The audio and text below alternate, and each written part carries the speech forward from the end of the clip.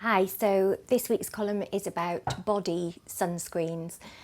Finally the sun is out. I'm absolutely roasting today, even though it was torrential rain all last week. So it seemed like a good time to talk about sunscreens. You're going to be so bored of me saying this, but for goodness sake, wear a sunscreen. It is so important. It's desperately important. And even though I'm obviously deathly pale, I'm the whitest person on earth, it doesn't matter. Even if you have olive skin, even if you have darker skin, you absolutely need sunscreen. There are two types of rays that we protect against. There's UVB, which is the main cancer causer, although the other type can cause cancer too, but it's the main culprit of serious skin cancers is UVB. And UVA, which is the one that ages your skin. So you need both. One is more likely to protect your health and one is more likely to protect your appearance. And given that you're watching this video, I'm assuming that you would like to protect your appearance. So you must make sure that your sunscreen protects against both UVB and UVA. All sunscreens protect against UVB by law. They're not allowed to call themselves sunscreens unless they protect against UVB. However, protecting against UVA is not yet law. European guidelines suggest that you should protect against both, but the law currently stands you don't have to protect against UVA. So if something doesn't say it protects against UVA, you should assume it doesn't, and you need to shop again. You need to look for one that does, because UVA is the one that makes your skin look terrible and ages it, accelerates the aging process.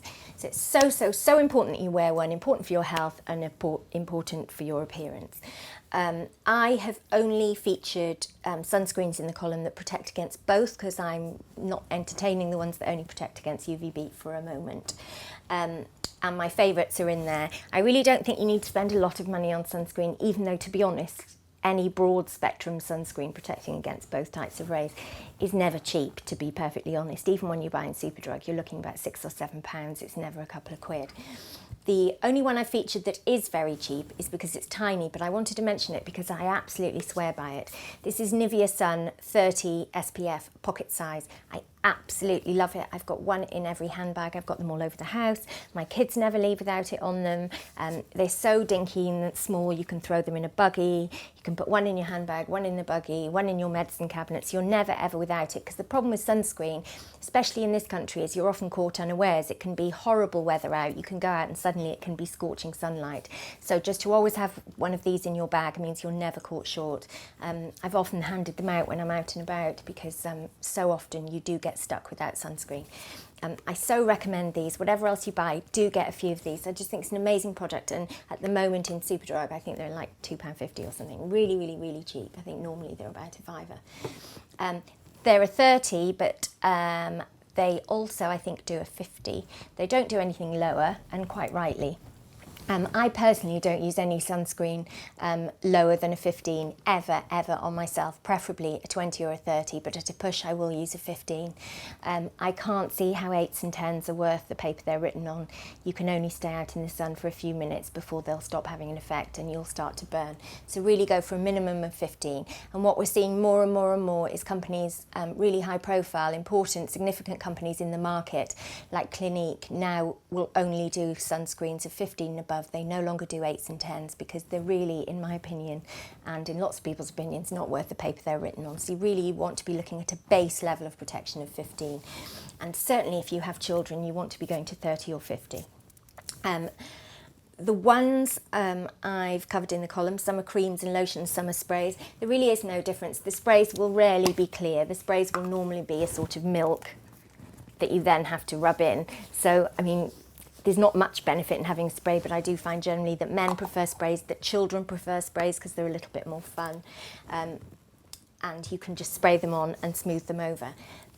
The place that lots and lots of people go wrong with sunscreen, and we know this from scientific research, is people don't put enough on. And I heard a dermatologist say recently at a conference, I thought was spot on, is that people use too much of every product except sunscreen, where they don't use enough, in that people put on tons of moisturiser, tons of cleanser, tons of stuff that you need much less of, but they always skimp on sunscreen. The professional guidelines for consumers is a shot glass for each limb. Now that is a lot.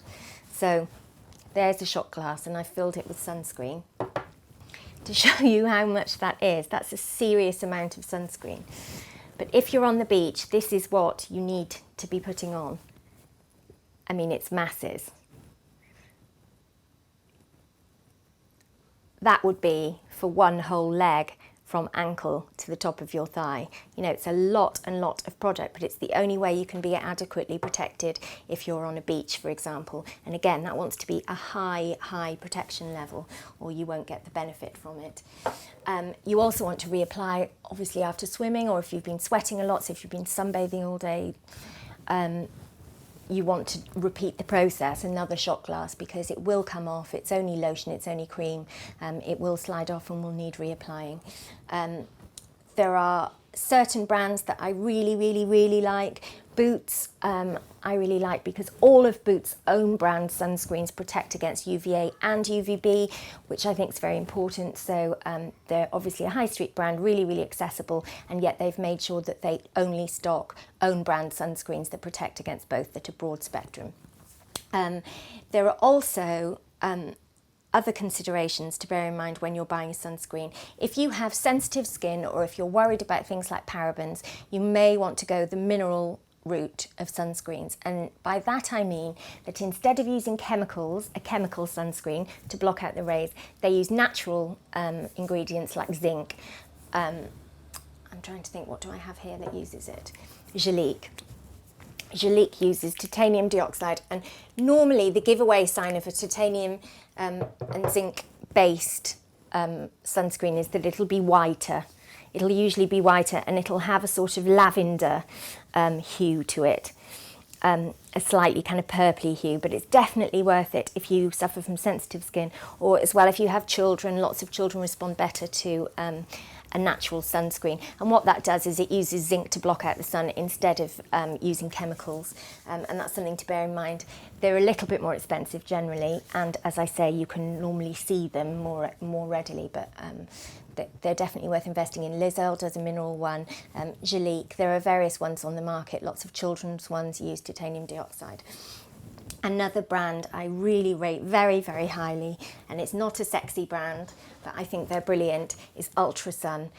Ultrasome does, it's a Swiss brand, and they do a once a day formula, which means you're not having to reapply it all the time. It's very thick, very gloopy, but it does the job. Nothing gets past this sucker. It's a really good sunscreen, and they do a whole range in various protection levels, but again, starting quite high, because that's what you need to do. So again, I feel like I'm nagging, but it's so important. I see burnt people out and about all the time. I live in Brighton, and I see people walking along the promenade, and I just want to scream for them. It's estimated that the vast majority of your sun damage on your skin occurs before your 18th birthday. So if you're not protecting your children, you are signing them up for potential damage to their skin in the long term, which I'm sure they won't thank you for.